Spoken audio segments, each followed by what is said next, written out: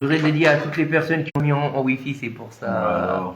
Attends, je me mets en Wi-Fi. Vibrant, tu penses? Je me mets en Wi-Fi. Ouais, Tu fais des bêtises, hein. Ouais, je me rappelle, c'est toujours comme ça. Et déjà, vous avez des nouvelles? Moi, je voulais la.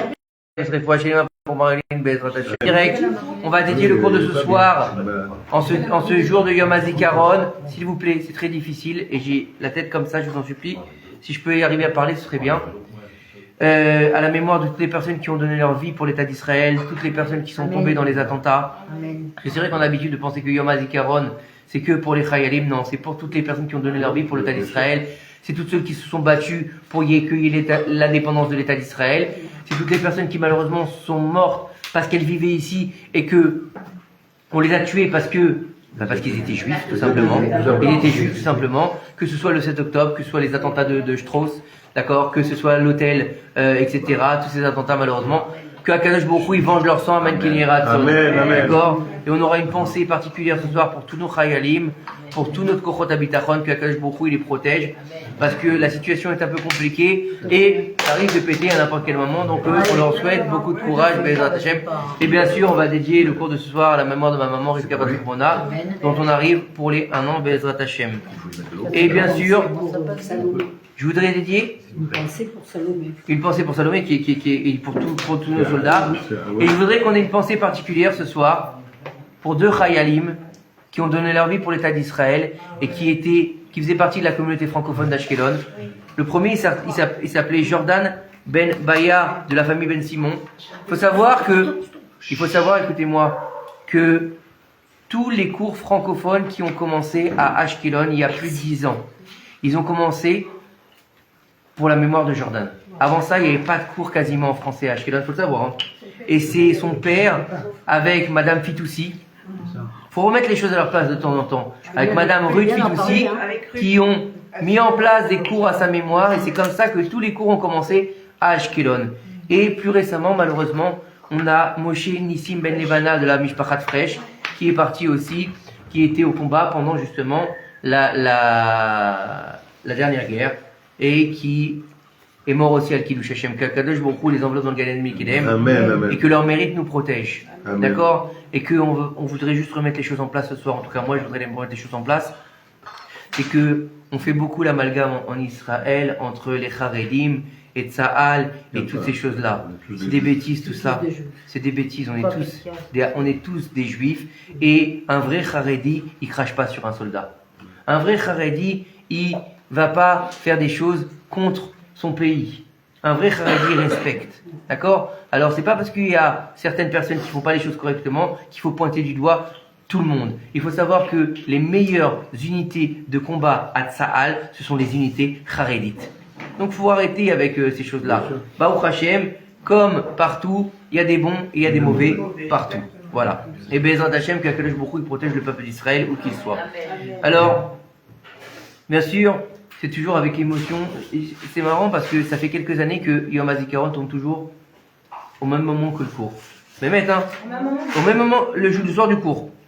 Le soir du cours. Et la seule chose, Kamiri Fouach Shelem, apporte-toi bien si Dieu veut. La seule chose que j'aime à rappeler, c'est que c'est vrai qu'il y a la sonnerie ce soir, il y a la sonnerie demain, et 1 minute de silence. 1 minute de silence, c'est pas assez.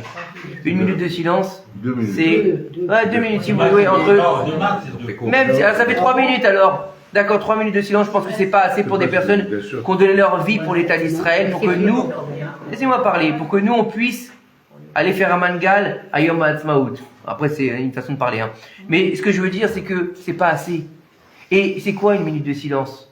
C'est rien, c'est un masségoy en plus. Alors au moins pendant cette minute, un peu de Teilim. Au moins de prendre conscience qu'ils ont donné leur vie pour le peuple d'Israël. Parce que là, allez-nous, les dernières personnes qu'on a vues pendant la guerre, d'accord, qu'on est venu leur dire, on a tapé à la porte, on leur a dit, ça y est, il est parti, ça y est, elle est partie. Que Dieu nous en préserve. C'est pas simplement un enfant qui est parti, c'est pas simplement une personne qui est partie, c'est une famille qui est partie. C'est une famille entière qui est morte. C'est des générations qui sont mortes. Donc on est au moins, c'est pour ça que toutes les paroles de Torah de ce soir, on va essayer, Bezrat Hashem, qu'elles soient propres, qu'elles soient claires, et que Bezrat Hashem, on soit aussi, nous tous, concernés, pour qu'on puisse avancer le cours, Bezrat Hashem, à leur mémoire. Et que Bezrat Hashem Akadosh Baruch Hu, il venge le sang de tous nos frères et sœurs tombés, et que nous méritions par leur mérite de voir le Mashiach du Rabbi Amiou. Amen. C'est vrai que ça on dit en général à la fin du cours, mais là on a commencé parce qu'il le mérite, Bezrat Hashem. Alors on va commencer le cours comme d'habitude par un peu de Chassidoute, et je pense que il est important de savoir des choses que souvent on oublie. Et souvent les rabbinim sont là pour nous rappeler certaines choses qu'on oublie. Quand je dis on oublie, je parle pour moi en premier bien sûr. Vous savez bien que on partage une étude, et donc forcément si je le partage avec vous, c'est aussi parce que ça me touche et que ça me parle. Et ici le Rav il nous dit quelque chose d'incroyable. Il nous dit en fait que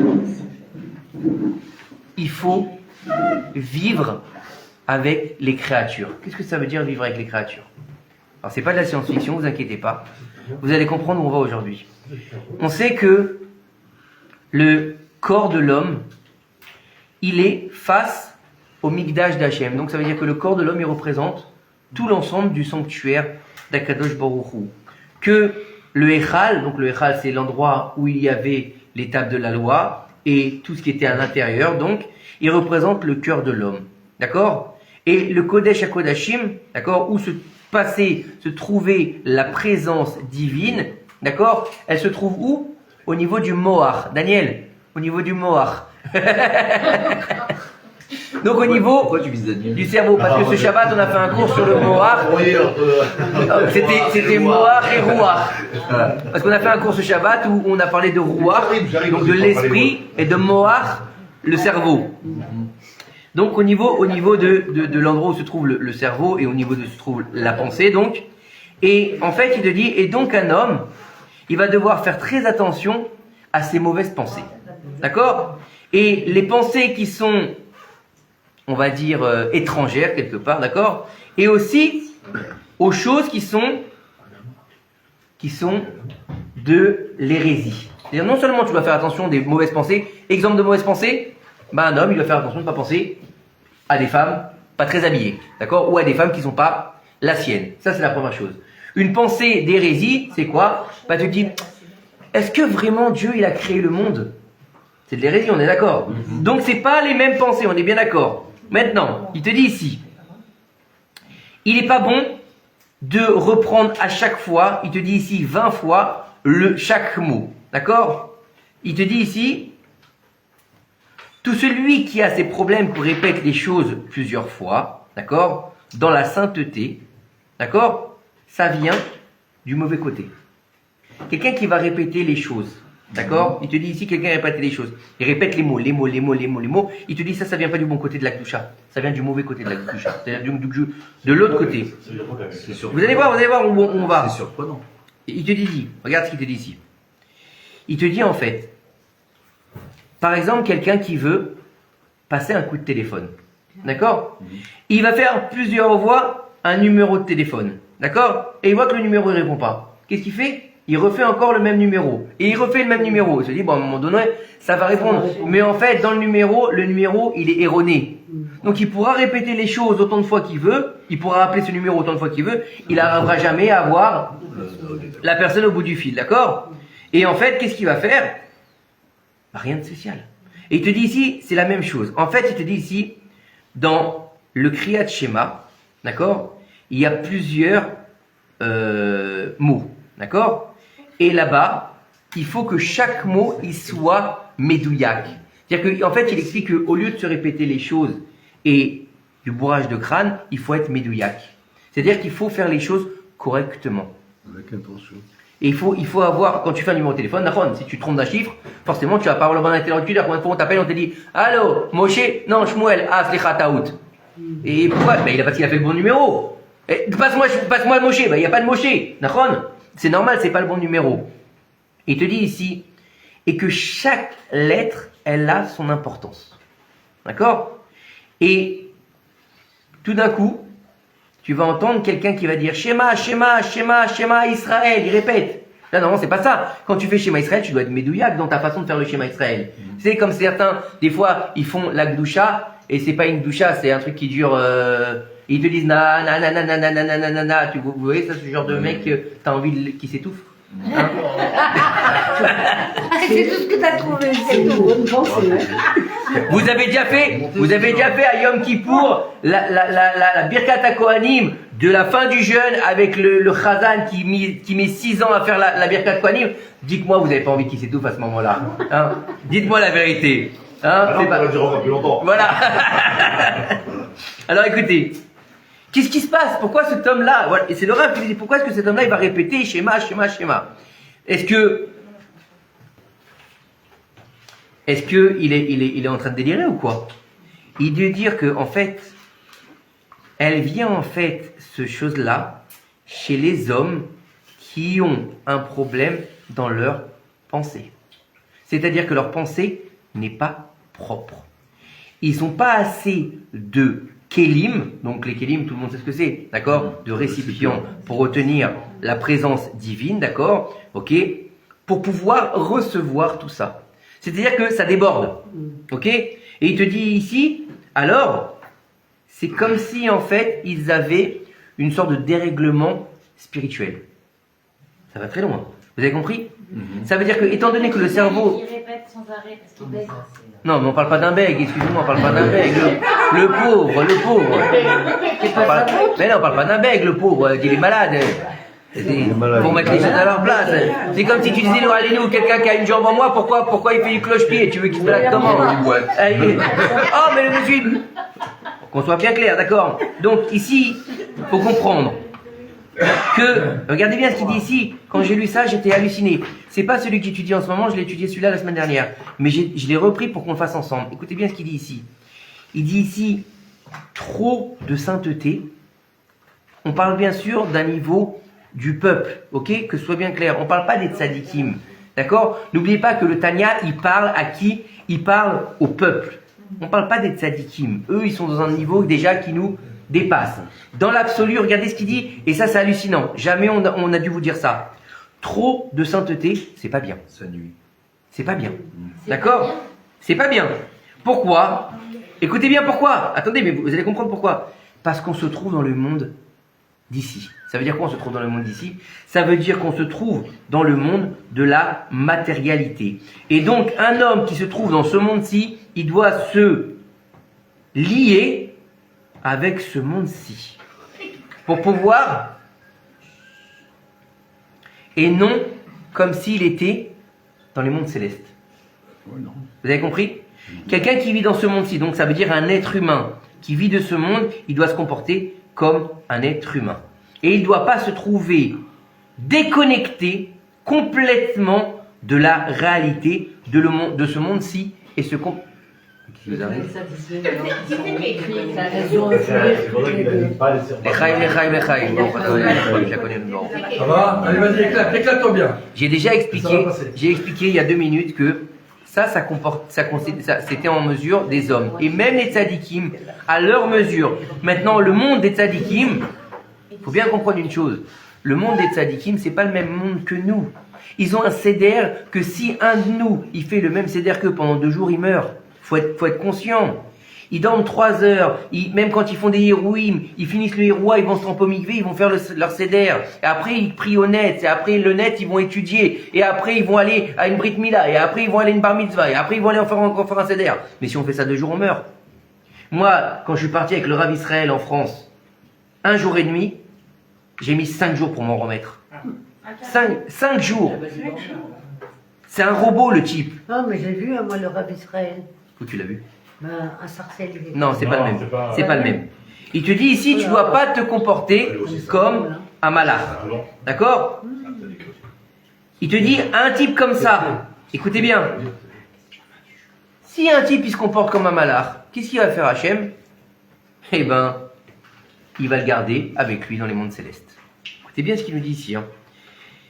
Là-bas, alors oui, il pourra se comporter comme un malard. C'est l'endroit où se comporter comme un malard. Mais si un homme, il veut être dans ce monde-ci, il doit se comporter comme le minhag des êtres humains. Waouh. Ça veut dire quoi trop de spiritualité? Écoute, regarde ce qu'il dit. C'est extraire, C'est là, on te demande de ressembler à ça. Oui, ressembler. Donc, Mais il y avait... Tu vas, il chauffe les... Non, justement, regardez, justement. Rappelez-vous le jour le plus grand où on veut ressembler au malach, c'est quand? Yom Kippourim. Et juste après Yom Kippourim, qu'est-ce qu'il faut faire? Il faut se rattacher à la terre en faisant la mitzvah de la souka. Il faut revenir. On a déjà expliqué ça. Ratso Veshov. Le fait d'aller, mais de revenir. Rappelez-vous l'histoire qu'on avait racontée sur le Balatania, qui était en train d'étudier avec le malach, le rav qui s'appelait le malach, d'accord? Et juste après qu'ils avaient étudié, il s'était jeté dans la cuisine, d'accord? Il avait été mangé. Et il est revenu, il avait du miel sur la barbe et du beurre. Il lui a dit, comment on vient d'étudier les soldats de la Torah? Il a dit, on a étudié les soldats de la Torah et toi t'es parti manger un bagel avec du beurre et du miel. Il lui a dit, j'ai senti mon âme était en train de partir.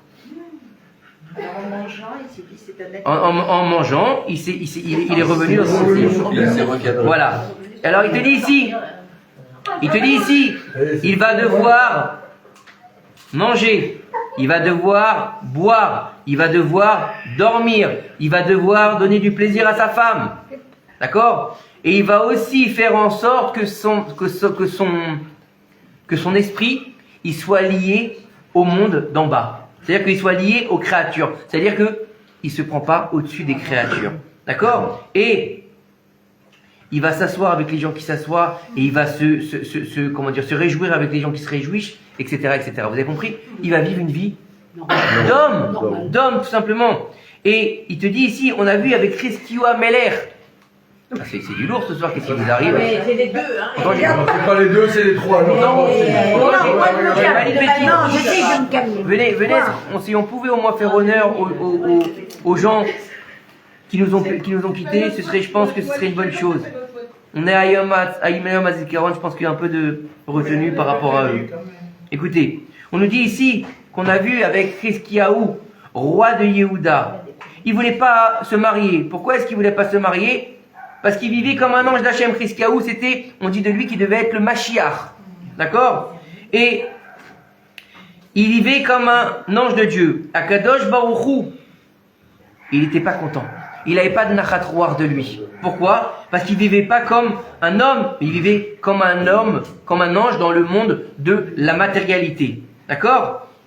Et Hachem, il lui a envoyé beaucoup de Issourim, beaucoup de souffrances. Et après, il a envoyé le Navi Yeshayahu pour lui faire des remontrances.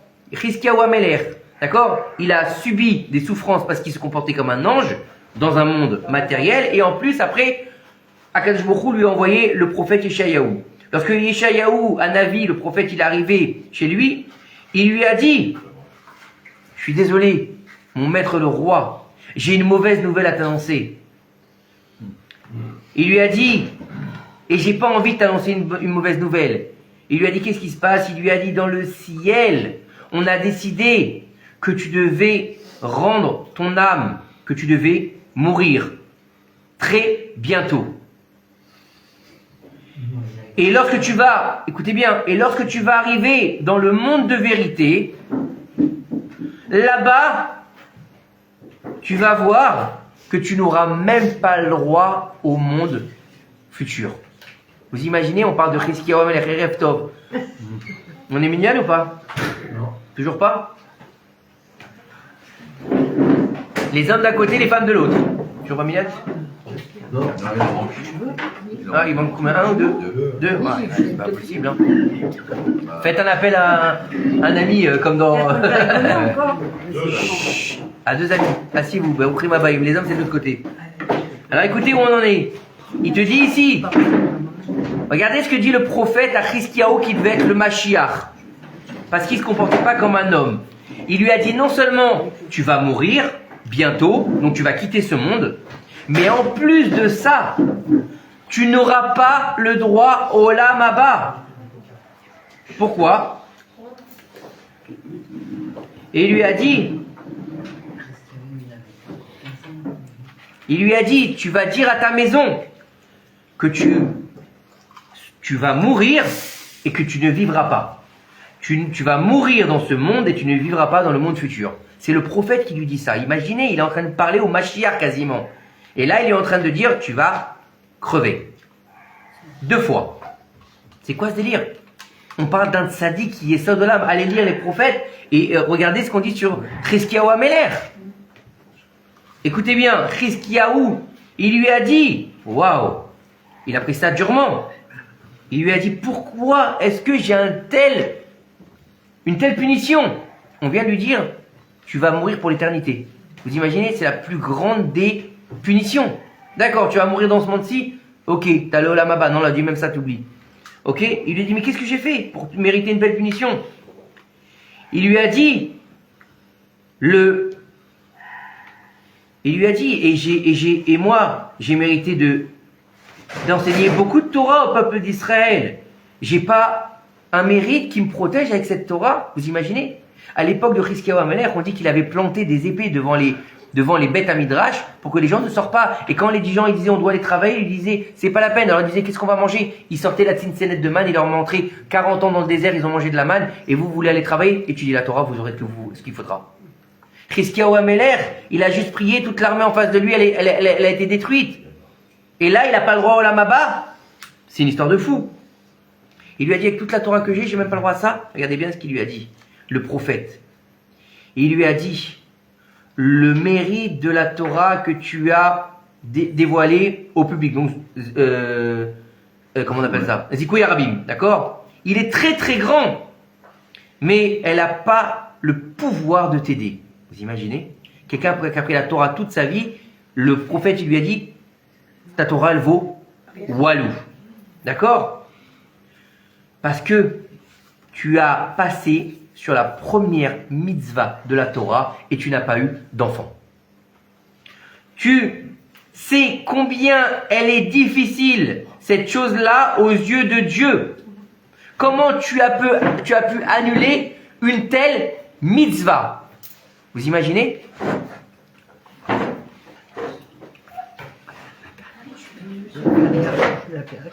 C'est bon, ça va aller? Il lui a dit, tu n'as pas, comment tu as pu prendre sur toi la harayut de ne pas te donner de descendance? Vous imaginez? Il n'y aura rien qui restera après toi, il lui dit. Et regardez ce qu'il va lui dire. Il va lui dire, Chizkiyahu Améler, il lui a dit, mon maître, le prophète, tout ce que j'ai fait, je l'ai fait au nom du ciel. Il lui a dit, en fait, j'ai vu par Ruach HaKodesh, donc on parle de quelqu'un qui avait l'inspiration divine, l'inspiration prophétique. Donc imaginez, c'est bien, c'est pas un petit joueur, d'accord? Il lui a dit, j'ai vu par inspiration prophétique que j'aurai des enfants qui seront des Rechaim, des mécréants. Ah donc c'est pour ça que je n'ai pas voulu mettre des enfants au monde. La vie lui a dit, qu'est-ce que ça peut te faire si tes enfants ils sortent de Rechaim? Écoutez bien, je pense que c'est aussi un message pour nous aujourd'hui. Combien de personnes ils rejettent leurs enfants? On l'a dit, tiens, quand on en a parlé la semaine dernière, parce qu'ils sont pas du chemin de la Torah ou parce qu'ils ont fait un peu de bêtises. Lo alenu, velo la fechad. D'accord, on peut ne pas être d'accord avec eux, mais il faut pas les rejeter. D'accord? Il lui a dit, c'est pas ton problème. Est-ce que tu penses que tu achètes des enfants comme tu vas au supermarché? Et tu crois que c'est par attends, moi je veux un tzaddik, je veux une fille, je veux un garçon? Ben non, pas du tout. D'accord? Ce que Dieu il t'envoie dans la Hazmana, d'accord? C'est ce que tu dois recevoir et tu dois être heureux, il lui a dit. Et même si le colis n'est pas beau à tes yeux. Waouh! Vous imaginez? À la fin, Chizkiyahu, il a accepté. Il lui a demandé de se marier avec sa fille. Il s'est marié avec sa fille et il a eu des enfants qui étaient des Rechaim. D'accord? Et on dit que par là, Chizkiyahu Améler, il a mérité d'avoir 15 ans de vie en plus. Alors on dit pourquoi est-ce qu'il a eu 15 ans de vie en plus et pas autre chose? Pourquoi pas 20 ans? Pourquoi pas 10 ans? Pourquoi pas 12 ans? Parce qu'en fait, il te dit ici, lorsqu'un homme il se marie, il va relier le Yud et le He. Du Yudke Vavke. D'accord? Et par là, en fait, on voit que le Yud et le He, ça fait Yud c'est 10 et He c'est 5, ça fait 15. Donc il a mérité, quand il a relié le Yudke qui était plus pas lié, de rajouter 15 ans de sa vie. Par là, on doit apprendre, parce qu'il s'est marié, et qu'il a eu des enfants. Et un de ses enfants, ça deviendra plus tard le roi Ménaché.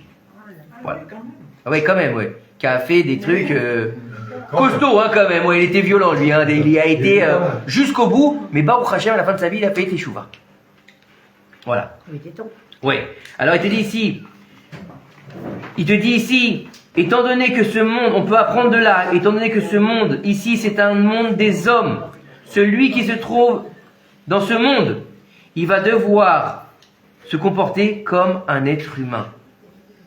Car le monde d'en haut, il est réservé aux anges. Celui qui se retrouve là-bas, il se comporte comme un ange. Celui qui se trouve ici, il se comporte comme un homme. Comme on l'a vu avec qui?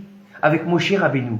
Moshe Rabbeinu, quand il était sur terre, il se comportait comme un être humain. Mais on nous a dit de lui, quand il a été 40 jours et 40 nuits, où ça, on te dit qu'il a été Comme un ange, il a pas. dans le ciel. Et comme il a été dans le ciel, donc c'est l'endroit qui n'appartient pas aux hommes mais aux anges. Et qu'est-ce qu'il a fait là-bas? Il n'a pas mangé, il n'a pas bu, il n'a pas dormi pendant 40 jours. Pourquoi? Parce qu'il s'est justement comporté comme le minhag hamakom. Et de là, on peut apprendre aussi une chose qui est très importante. Quand on va dans une synagogue, il faut se comporter comme le minhag de la synagogue. Ça s'arrive souvent par rapport au lechadodi, par exemple. Debout ou assis. Vous connaissez ce grand problème, lechadodi, debout et assis. S'ils font debout et que toi, tu n'as pas l'habitude de le faire debout, tu te lèves. D'accord? C'est tout simplement. Et s'ils font assis et toi, tu as l'habitude de faire debout, tu t'assois. Tout simplement. Tu suis le mouvement, quoi. Exactement, tu suis le mouvement. Altifroche Minatsibour. Et donc, il faut. D'accord? Pourquoi là-bas il n'a pas mangé et pas bu Moshe Rabbeinu? Parce que là-bas on mange pas, on boit pas, tout simplement. D'accord? Il te dit exactement encore une chose, regardez, donc on a dit nous du côté des hommes, d'accord? Vous êtes d'accord? On a dit du côté des hommes. Donc, si tu vis ici, tu te comportes comme un homme. Même quand tu es là-bas, tu te comportes comme un ange. Nachon. Et de l'autre côté maintenant, quand c'est les anges qui viennent nous voir, alors il dit ici, alors quand les anges ils viennent nous voir, d'accord, quand ils sont venus voir Avraham Avinu, qu'est-ce qu'ils ont fait? Ils ont mangé. Ils ont mangé. Et là, il a donné, il leur a pris du beurre et du lait et du pain et du boursin, hein, et de la viande. Ça, c'est pas prévu. Et là, il nous dit, il a mis devant eux, d'accord, Veyachlou, et ils ont mangé. Ils ont mangé. Donc s'ils ont mangé, mais on parle des anges. Mais oui, mais ils étaient où? Sur terre, donc ils se sont comportés comme les anges. Pourtant, chez eux, ils ne mangent pas, ils ne boivent pas, mais là, ils ont mangé, ils ont bu. Pourquoi? Parce qu'ils se sont comportés comme il fallait, minagamakom, tout simplement. Donc, et après, il te raconte aussi l'histoire de Manoach. Manoach, c'était qui? Le père de Shimshon. Quand il a vu l'ange qui annonça à sa femme qu'il allait avoir un enfant et qu'il devait en faire un nazir. Il pensait que c'était un homme. Jusqu'à qu'il comprenne que c'était un ange, il n'a pas compris. Et il lui a dit, d'accord, il lui a dit, je peux pas manger. Il lui a dit, mais pourquoi, viens chez moi, etc. Non, il n'a pas voulu lui dire parce que c'était un ange. Donc il a été se comporter comme un homme. Pourquoi? Parce qu'on nous dit que Manoach, il n'avait pas le moyen de se confronter à un ange. La prophétie de Shimshon, elle n'était pas à Manoach, au père de Shimshon, elle était à la mère de Shimshon. D'accord? Comment s'appelait la mère de Shimshon? Selphonite. Selphonite. La mère de Shmuel, elle s'appelait Chana. La mère de Shimshon, elle s'appelait Selphonite. Selphonite. Selphonite, c'est un nom un peu space. D'accord? Dans tous les midrashim. D'accord? Alors, à la fin, d'accord, à la fin il l'a vu s'élever vers le ciel. À la fin, le malach, il était en vikurim avec lui. Et il lui a dit, non, je peux pas venir manger, laisse-moi tranquille, je peux pas, machin, etc. Je veux pas me comporter comme un homme puisque je suis un ange. C'est-à-dire que là, il a pas fait l'état d'aller. Il était juste venu pour faire la mission de l'annoncer. L'annoncer. Parce qu'il n'a pas été se présenter. Quand les anges sont venus chez Abraham, il leur a fait quelque chose. Mais Manoach, il n'était pas en mesure de recevoir l'ange. Abraham, il était où? Au-dessus des anges. Quand il leur a servi à manger, il se trouvait où? Au-dessus. Manoach, il n'était pas en mesure de recevoir cette prophétie. Il n'était pas en mesure de tenir avec cet homme. Et à tel point que on peut même voir ça du mauvais côté, puisque quand on voit, dans la paracha de Vaishlach, quand Yaakov, il a rencontré l'ange d'Esav. Vous connaissez toute cette histoire, hein? Il a marqué, qu'est-ce qu'il a vu? Ish. Un homme. Il s'est battu avec un Ish. Un homme. Mais pourtant, c'est un malach. Bah oui, c'est un malach. Mais comme il est encore ici, donc c'est pas la même chose. Mais Manoach, il n'avait pas le moyen de le voir. Vous comprenez? Il n'y avait pas le niveau. Donc on est en décalage complet entre la prophétie et la confrontation, en fait. Alors qu'avec Yaakov, il s'est mis au niveau homme à homme, il s'est battu avec lui, puisque lui déjà Yaakov, il avait un niveau angélique. Vous comprenez? Donc c'est lui qui s'est élevé quelque part, donc il a rabaissé l'autre. Après c'est les niveaux, mais c'est pour comprendre que ce qui est important, pourquoi je voulais partager ça avec vous, c'est que on peut même pas parler des tzadikim. Les tzadikim, ils ont une vie différente. Mais je peux vous assurer que, Baruch Hashem, j'ai eu la chance ces dernières années de voir beaucoup, et encore beaucoup de très très grands Talmidei Chachamim. Quand je vous dis des grands de la génération, des grands noms, pas la peine de vous faire la liste, mais je vous assure, des grands. Et je peux vous assurer, comme il a dit ici, quand il faut danser, ils dansent. Quand il faut manger, ils mangent. Quand il faut dormir, ils dorment. Mais moins différemment que nous. Mais c'est ça le plus important. C'est-à-dire qu'ils se comportent comme des êtres humains. Mais leur niveau, il est tellement haut que nous, il y a un décalage. C'est ça la différence. Mais ils sont toujours des êtres humains. Ils dorment, ils ont des enfants. Et s'ils te disent, t'as pas d'enfants, ils vont te dire, faut faire des enfants. Et ils peuvent pas te dire, ne fais pas comme moi, parce que eux-mêmes, ils en ont. Regardez, Baruch Hashem, Rav Ovadia Yosef Zichron Livracha, 10 enfants.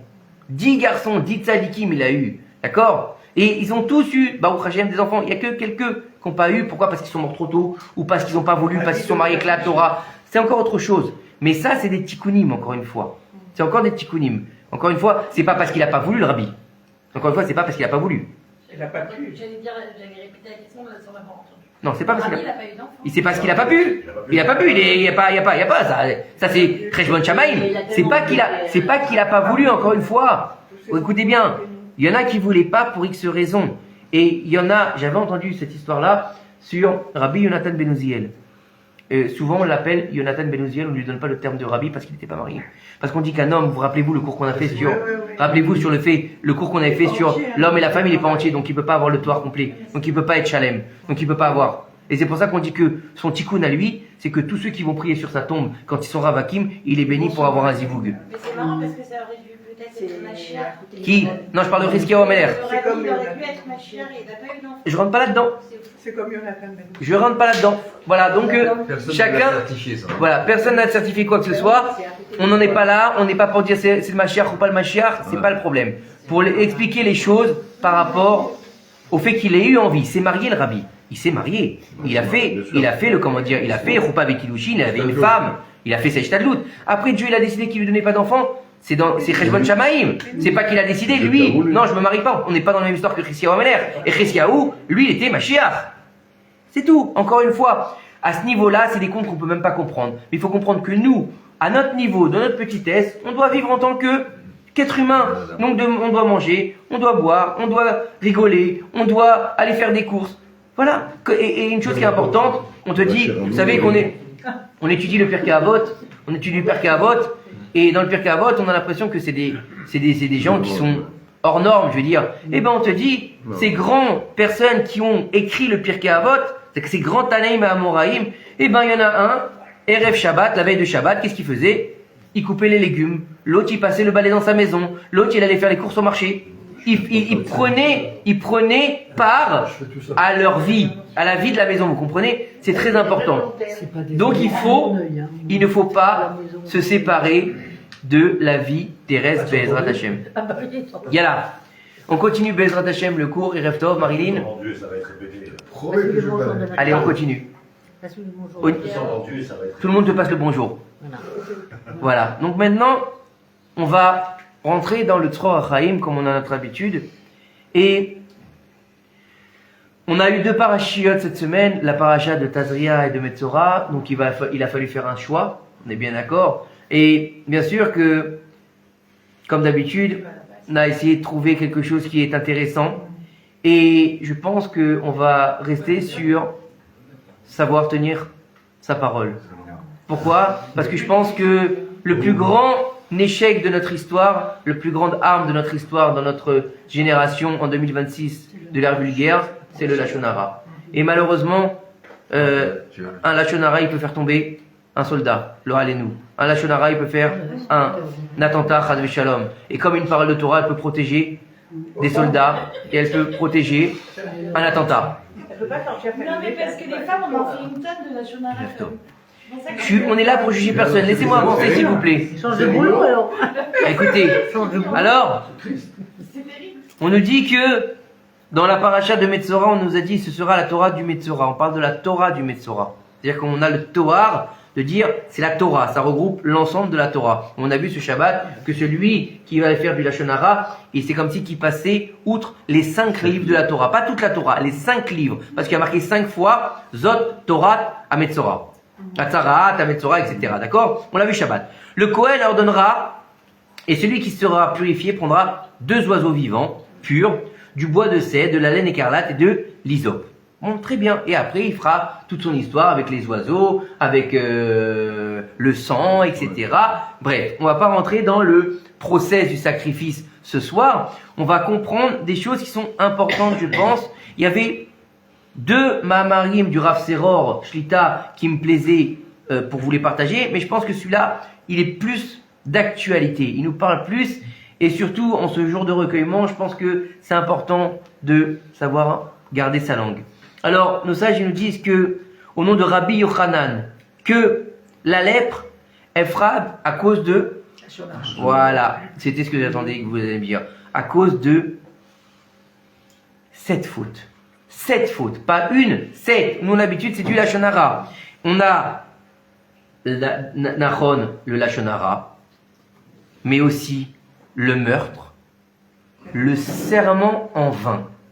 Vous imaginez ce que c'est? Quelqu'un qui va dire, il va jurer pour rien, ou au nom de Dieu. Vous connaissez, dire le nom de Dieu en vain, c'est grave. Un serment en vain, vous savez, c'est très à la mode. Je te jure sur la Torah, hein, la vie de ma mère. Combien les pauvres, les mères d'Israël, qu'est-ce qu'ils ont pris sur la tête? Israël, hein. Hein? Je te jure sur la vie de ta mère. Ouais. Sur la sienne.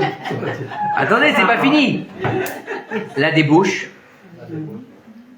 l'orgueil, le vol et la mesquinerie. Des gens radins. Et vous savez combien il y a... Blata, j'ai dit il y en a 7, elle me rajoute le mensonge. Et pourquoi pas? Il y en a pas assez déjà. Écoutez-moi s'il vous plaît. Je vous ai dit 7 choses. J'ai énuméré les 7 choses. Pourquoi vous m'en rajoutez un? Arrête. Écoutez-moi. Maintenant, Parce qu'ils n'ont pas écouté. écoutez Dans la bien. semaine, il y a 7 jours. Hein. Voilà. Écoutez bien ce qu'il nous dit ici. C'est terrifiant. Écoutez bien. Où est-ce que je l'ai lu? Vous êtes avec moi? Attends. Tazria. Attendez, il faut que je vous lise ça. C'est hallucinant. On sait qu'il y a combien de sortes de lèpre? Hein? Il y a combien de sortes? Combien il y a de sortes de lèpre dans la Torah? Il nous dit ici, en fait, je vais vous dire, il nous dit ici que il y a 4 sortes de lèpre. Et les 4 sortes de lèpre, écoutez-moi s'il vous plaît, on va pas y arriver ce soir ou sinon. Entendu l'être. De lèpre. On est en train de parler de la lèpre. Je vous dis, non franchement c'est très difficile. Mechila, c'est très difficile. C'est très difficile. J'arrive pas à parler, donc écoutez-moi s'il vous plaît. La lèpre, on parle de la lèpre. D'accord? On a parlé de la paracha de cette semaine. Dans la paracha de cette semaine, on a parlé de la lèpre. D'accord? Il y a combien de sortes de lèpre, nous dit la Torah? 4. Qu'est-ce que c'est que ces 4 sortes de lèpre? Vous savez que les chiffres ne sont jamais au hasard dans la Torah. Écoutez bien ce que nous dit ici le Rav au niveau de la paracha Tazria. Donc la première paracha, mais je suis obligé de vous le dire parce que c'est très violent. D'accord? Il nous dit, elle représente les 4 femmes du Yetzer Hara qui s'appellent Sama, plus loin elle. D'accord? Qui sont? D'accord? Une qui s'appelle Naa, plus loin Ma. D'accord? Donc faites le rapprochement sans les dire. La deuxième, elle s'appelle Elité. D'accord? C'est la deuxième. Ainsi que leurs 2 servantes qui s'appellent Ségri, plus loin Ra, et la deuxième, elle s'appelle Tseria. D'accord? Et celles-ci se sont attachées à Chava. Écoutez bien, c'est violent. Lorsqu'elle a été souillée par le serpent de la faute originelle, ça veut dire qu'elles lui ont donné la lèpre. Écoutez bien, c'est pas fini. Et du côté de la Gdoucha, pour faire barrage à ces 4 vipères, on va avoir besoin de 4 femmes dans la sainteté. Elles s'appellent Léa, Rachel, Bilha et Zilpa. Rachel, d'accord? Pas les 4 humains. Non. Eliélité, c'est Léa. Non? Mais la première, c'est un nom qu'on donne en Israël, non? Léa. Ia et Ia. Ia, c'était la femme de Noach et Ia, celle-là aussi. Qu'est-ce que vous voulez que je vous dise? C'est écrit là, hein, c'est pas moi. Hein. Il y a une qui s'appelle comme ça. Attendez, parce que c'est violent, je vais vous dire après qu'est-ce qu'elles font. Hein. Sinon, c'est pas intéressant. Oh là là. D'accord? Donc, à l'égalité, c'est Léa. La deuxième, Naama, c'est Rachel. La troisième, c'est Bilha. Et la quatrième, c'est Zilpa. D'accord? Et, en fait, c'est deux catégories. Il y a deux catégories de lèpres. Par contre, il y a 4 lèpres, mais il y a deux catégories. Deux, elles représentent les deux premières épouses, aussi bien dans la Gdusha que dans la Tum'a. Donc, c'est Naama et l'égalité. Et les deuxièmes, elles représentent les servantes, qui sont Bilha et Zilpa et les deux autres. Vous avez compris? Maintenant, celle-là, la première, elle représente donc la reine des démons. La deuxième, elle représente la débauche dans la comment dire, la luxure. La troisième, elle va reprendre le mot de sagour en fait, les choses qui sont fermées. Les choses qui sont rasra. C'est dans la rasra. C'est la débauche dans la rasra. Il y en a qui sont comme ça. Ils kiffent ils kiffent les choses tristes, se mettre dans des positions de victimes, vous voyez, ce genre de choses. Et la dernière, tsar, une souffrance. C'est très dur, c'est-à-dire l'enfermement et la souffrance, les deux dernières. Donc imaginez, et tout relié à la débauche, à l'enfermement, à la violence, à des choses qui sont dures. Vous imaginez? C'est terrible. Donc c'est ces 4 femmes qui représentent les 4 formes de lèpre.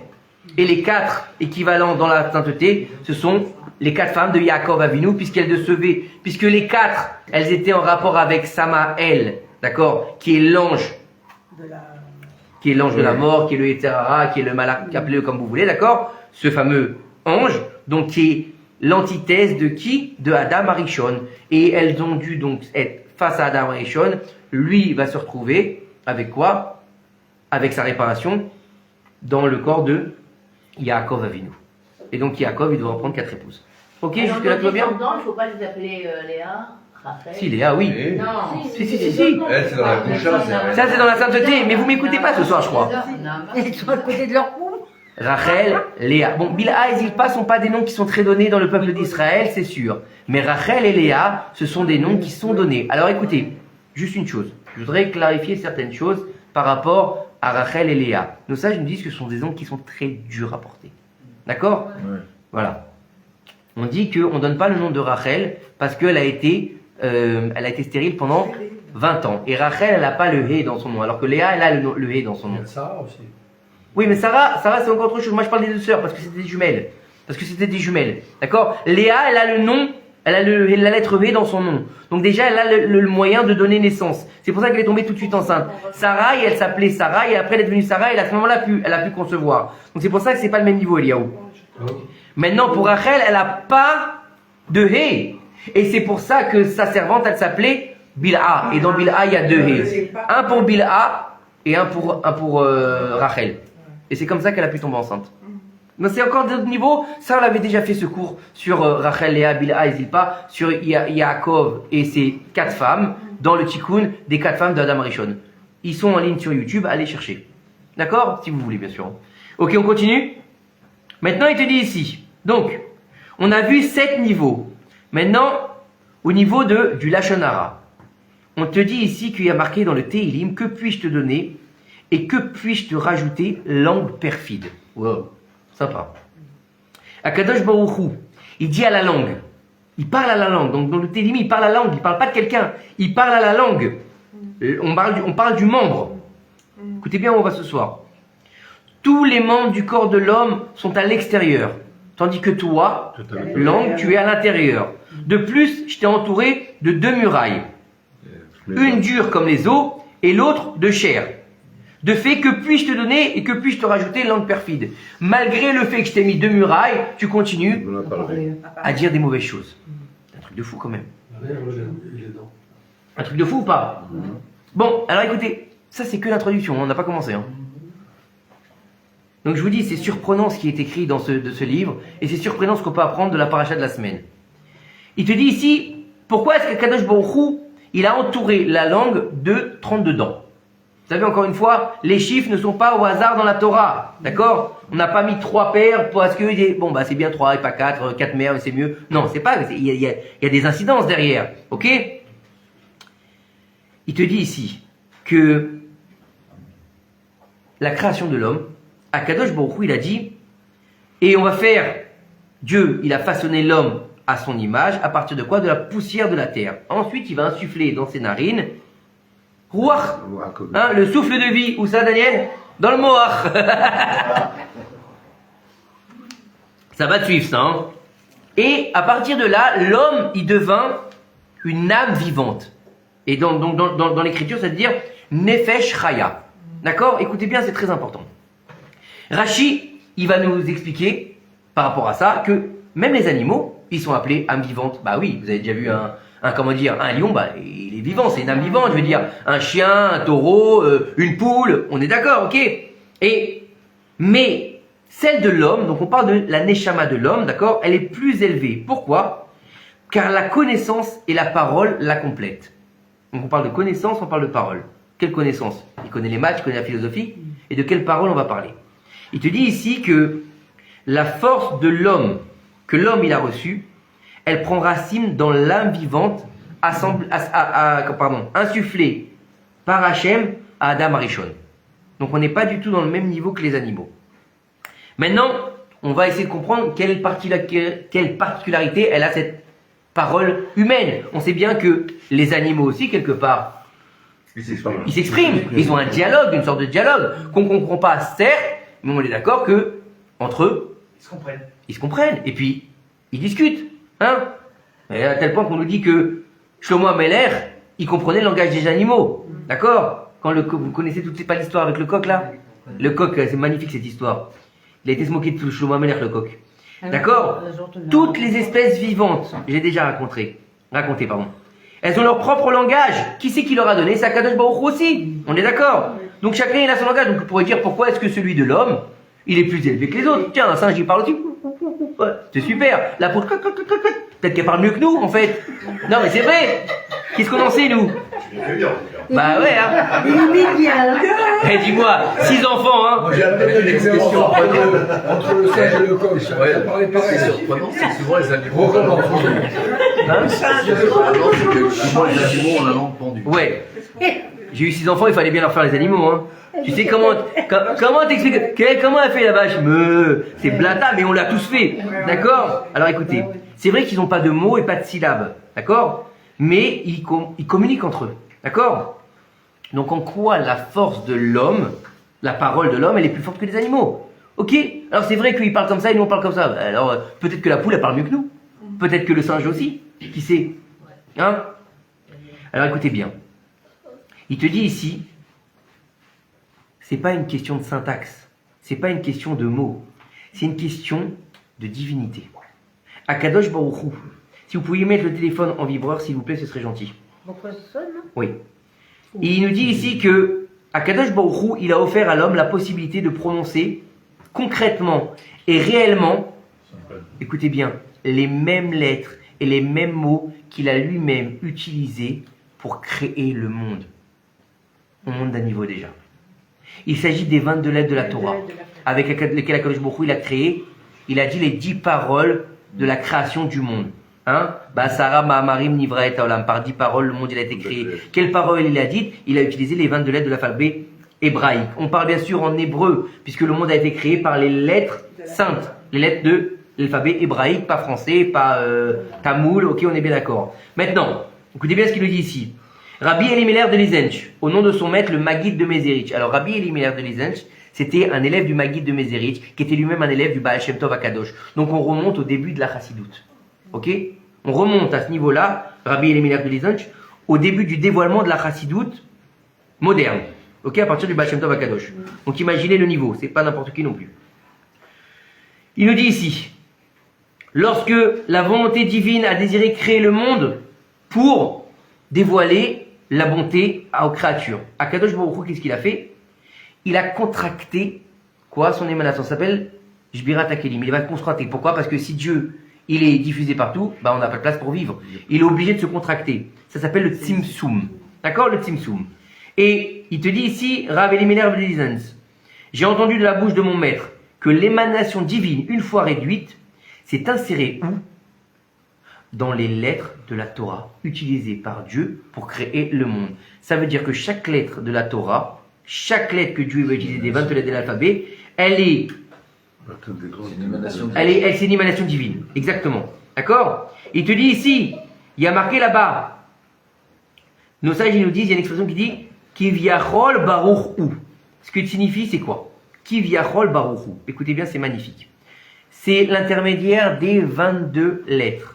C'est quoi 22? C'est Kaf Bet.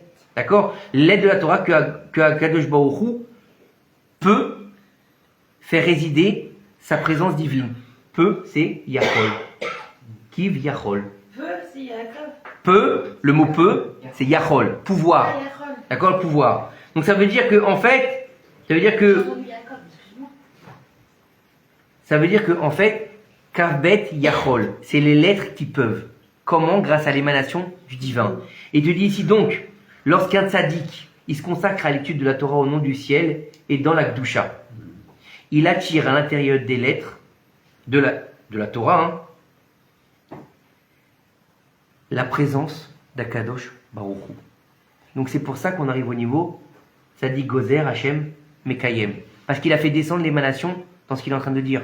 C'est-à-dire que lui, quand il va parler, c'est pas qu'il va dire une chose, il va créer. Comme on dit, la parole, elle est créatrice. D'accord? Mais pas n'importe quelle parole. Étant donné qu'il va se retrouver face à l'écriture de la création. D'accord? L'étude. Où est cachée la lumière divine de la création, le Oraganus. Comment on te dit? Où est-ce qu'il se trouve le Oraganus aujourd'hui? Entre les lettres de la Torah. Et comment tu les dévoiles en étudiant la Torah? Donc c'est-à-dire que tu dévoiles la lumière divine qui est cachée dans les lettres. D'accord? Donc quand tu vas parler, une fois que tu as réussi à dévoiler, eh ben tu es dans le divin. Donc tu es créateur. Oui ou non? Vous êtes d'accord avec moi? Vous me suivez? Donc ça veut dire que tu peux t'élever spirituellement grâce à ça. C'est-à-dire que tu passes à un niveau supérieur. Non, ça y est. Non. Du coca si vous voulez. Non, tiens, ça c'est très bien, ça, je peux bien voir ça. Ça y est, arrêtez, je Tu l'as dérangé. tous les lundis, je me retrouve à la maison. Tu l'as dérangé, regarde. Ah la voilà, elle est en retard aujourd'hui, Magali. Comment ça se fait? Et alors? Bienvenue Magali, bienvenue Marilyn, bienvenue tout le monde. Alors écoutez, Tu l'as dérangé. les 22 lettres de la Torah, elles servent donc de support et de réceptacle à l'émanation contractée dans le Tzimtzum d'Akadosh Baruch Hu. C'est le sens du verset Kivyachol, qu'il faut comprendre qu'à partir les Kavbet, 22 lettres de la Torah, que Hachem peut déverser son abondance sur le peuple d'Israël. Quand? Lorsqu'il prononce les lettres. Vous imaginez?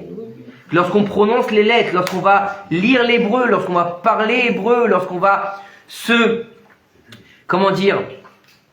nourrir de cette sainteté. C'est pas simplement de voir les lettres, c'est-à-dire qu'il y a une émanation particulière dans ces lettres qui va nous habiter. Donc lorsqu'on s'habite du divin. Quel rapport avec les autres dedans? Attends. 32. 32. 10. 32. Il a dit 22. Non, mais pas 22. On arrive. Voilà, 2 minutes. Je sais. Alors maintenant, pourquoi est-ce que Dieu il a donné à l'homme la capacité de parler en utilisant ces 22 lettres sacrées? Alors écoutez bien. Il nous dit que nos sages nous rapportent de la même façon que Akadosh Baruch Hu a créé le monde par l'intermédiaire de ces 22 lettres de la Torah, le monde se renouvelle et se maintient chaque jour comme au moment de la création, par les 22 lettres de la Torah prononcées par les Juifs. D'accord? Ça veut dire Amechadesh Betuvo Becholion Tamid Maaseh Bereshit. Chaque jour, il renouvelle la création du monde. Ça veut dire comment? Grâce à nous en fait. Donc on est les maîtres du monde. Bien ou pas? Mais où? Ici. Ici. Mais on peut arriver plus. Shlomo Amelech il a régné où? Ici, sur les mondes d'en bas et sur les mondes d'en haut. Donc on est capable d'être les maîtres du monde. C'est fort, hein, le maître du Et déjà, on est maître. Et c'est reconnu. Allez, on continue. Mais il y a une différence entre le moment de la création et le moment du renouvellement. On est dans un maintien, on est dans le renouvellement, on n'est pas dans une création. Au moment où Dieu il a créé lui-même le monde, d'accord, avec, on a dit 22 lettres composées de 10 paroles, d'accord. Après avoir créé le monde, il a transmis au peuple d'Israël la force de maintenir toutes les œuvres de la création, par l'intermédiaire non seulement de l'étude de la Torah, mais aussi de la prière, qui a été constituée toujours à partir des 22 lettres. D'accord? L'étude de la Torah ou la prière, en hébreu, c'est toujours à partir de ces lettres-là. D'accord? Quand vous voyez un livre en hébreu, c'est toujours la même chose. Ok? Quand vous allez lire la prière aussi, c'est les mêmes lettres, c'est pas d'autres lettres. Hein. Et il te dit ici, nos sages ils nous ont dit, il fut un soir, il fut un matin. D'accord ? Dans la création du monde. Mais le dernier jour, Yom HaShishi, qu'est-ce qui a marqué ? Ah, Shishi. Le sixième jour. Pourquoi est-ce que le sixième jour, il a été mentionné ? On dit ce fut un soir, c'est un matin d'habitude. Et là, on dit, après on dit Yom HaShishi. Donc il a un autre niveau. Il nous dit ici que Akadosh Baruch Hu, il a dit une condition à la création du monde en disant, si Israël accepte ma Torah, tant mieux. Sinon, je ramène la création à l'état du Tohu Vavohu. Et donc la réalisation de ça, c'est quoi ? Yom HaShishi Vayichol Hashem Va'aretz Vechol Tsevaam. Ok ?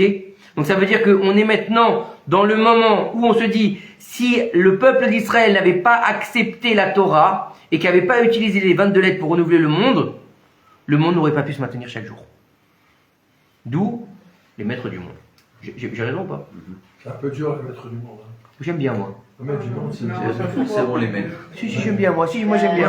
Il y a le maître, il y a le maître et les sous-maîtres. Voilà les sous-maîtres. On a été obligé d'accepter les forces de maintenir le monde. Les mainteneurs du monde. Les comment on appelle ça là, on est les hommes de maintien. La maintenance. On est la maintenance. La maintenance. On n'a pas fini. Quand tu prends les rachetés votes des 4 premiers mots, tu as le Yud Kevavke. Yom HaShishi, Ben oui, je sais, oui, bien sûr, Yud Kevavke. Alors écoutez bien.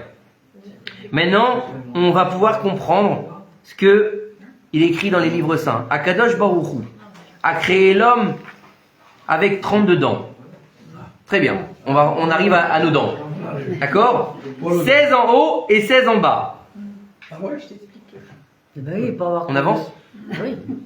C'est quoi alors ces 32 dents ? Eliaou nous dit depuis tout à l'heure, là d'accord, tu me parles de 22 et pas de 32. C'est vous qu'on a parlé de 22 lettres et pas de 32. Donc on a 10.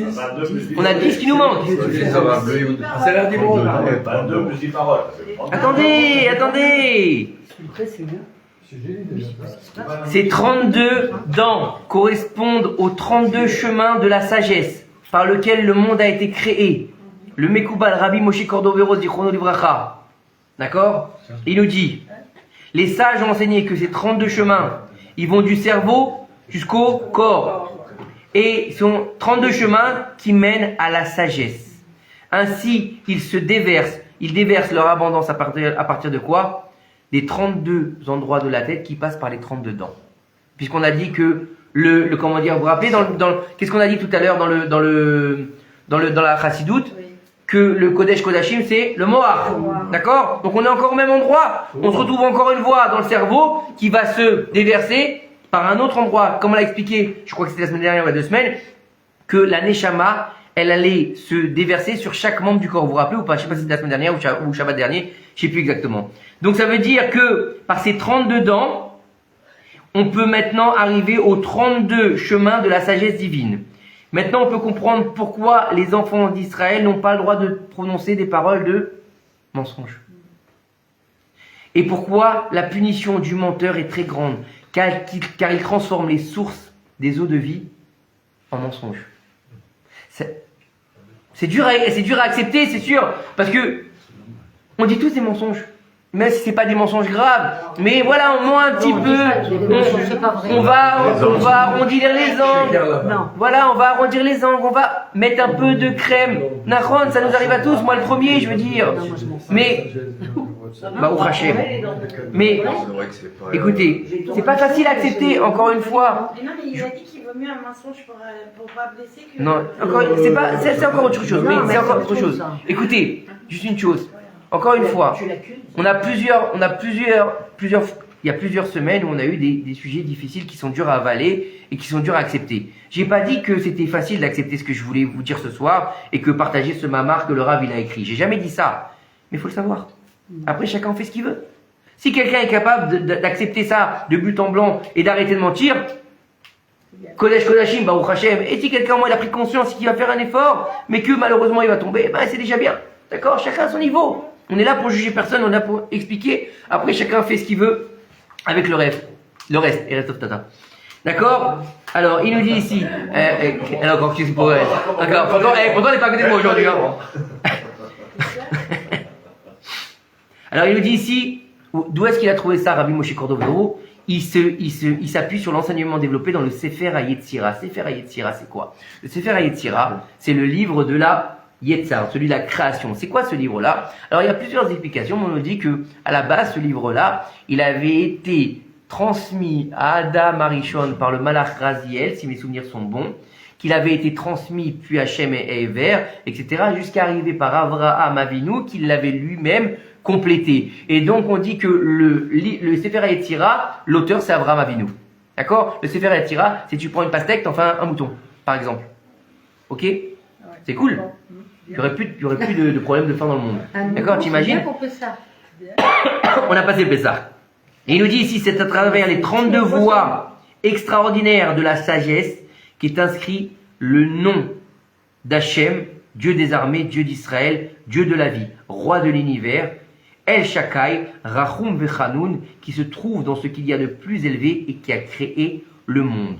Il rapporte de Sefer HaYetzira, Rabbi Moshe Cordovero. Donc imaginez, là, il prend des toirs sur Akadosh Baruch Hu énormes.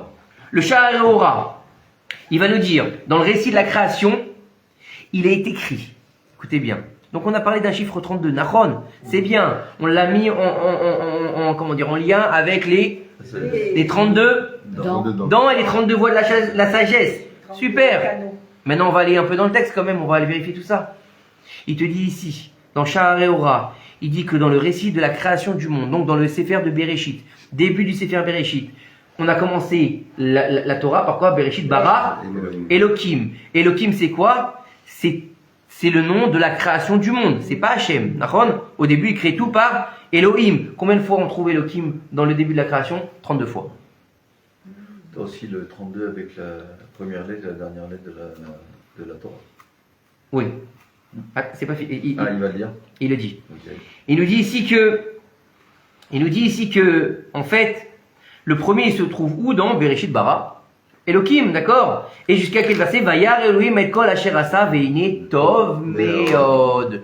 Donc jusque là, on a de là à là 32 noms de Dieu qui s'appellent Elohim. Maintenant il te dit ici, le Sha'ar Ora, il dit à présent mon fils, assagis tes yeux et regarde comment chacun des 32 chemins de la sagesse est écrit et signé par le nom divin d'Elohim. Le nom divin d'Elohim, c'est le nom de la nature. Les 32 niveaux de la sagesse, qu'est-ce qu'on a dit tout à l'heure? De notre monde. Donc ça veut dire que ici, d'accord, tout ce qui est créé dans ce monde, il va pouvoir avoir une vitalité par une de ces 32 voies de cette sagesse divine qui s'appelle Elohim. À tel point que même Pharaon, il va lui dire à Moshe, qu'est-ce qu'il lui dit? Yudke Vavke, connaît pas. Connaît pas. La sagesse qu'on a nous, c'est Elohim. Pharaon, il utilise Elohim, il n'utilise pas Yudke Vavke, c'est pas qui c'est. L'émanation du Yudke Vavke, il connaît pas, il sait pas ce que c'est le tétragramme. C'est pour ça qu'il lui dit de qui tu me parles. C'est pas qu'il veut rejeter, c'est qu'il n'est pas en mesure de le comprendre, puisque lui, il vit que dans la nature, Pharaon. C'est pour ça que ça va être hors nature, le reste. Faut lire le récit autrement. Écoutez bien ici ce qu'il nous dit ici. D'accord? Et il te dit, et pourquoi le Elohim? On sait très bien que le Elohim, c'est la rigueur, c'est la justice. D'accord? Oui. Parce que le monde, il a été créé par une justice et une vérité. C'est-à-dire que quand il a créé le monde, c'est des choses qui sont barour. Il n'y a pas d'à peu près. Quand tu crées quelque chose, il faut que ce soit fixe, il faut que ça tienne. Imaginez s'il ne crée pas la rigueur dans les éléments et que les éléments ils font ce qu'ils veulent. Imaginez, tu te lèves un matin, le soleil dit non, ce matin j'ai pas envie de me lever. Et tu passes ce matin, laissez-moi tranquille, je me casse. Qu'est-ce qui se passe? Je fais la grasse mat, qu'est-ce qui se passe? Ou les fleurs elles disent aujourd'hui je pousse pas, tiens, aujourd'hui il n'y a pas de fleurs aujourd'hui. Tu peux pas, il y a une rigueur divine, tu es obligé. Mais non, on peut pas. Mais quand on parle de la création, on parle du moment de la création.